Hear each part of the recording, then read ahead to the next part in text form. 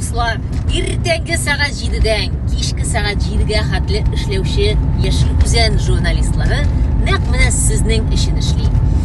Яңа табадан төшкән газетабызны алып киләбез Казаннан. Хәзер почтага илтәбез, иртәгә почта сезгә таратып чыгар иншалла. Хәтләнеп укыгыз яме. Һәм онытмагыз, 18 апрельгә тикле ташламалы бәядән Яшел Үзән газетасының 2024 елның 2 ятаеллыгына язылу кампаниясе бар кешенә бара.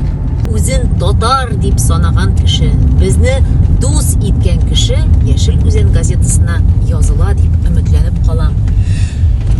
Яратам, нык хөрмәт итәм. Очрашуларга кадәр минем монда бер кеше җибәрер микән, кертер микән. Менә ул Яшел Үзән газетасы журналистларының җимеше. Тиздән сезнең өегездә була.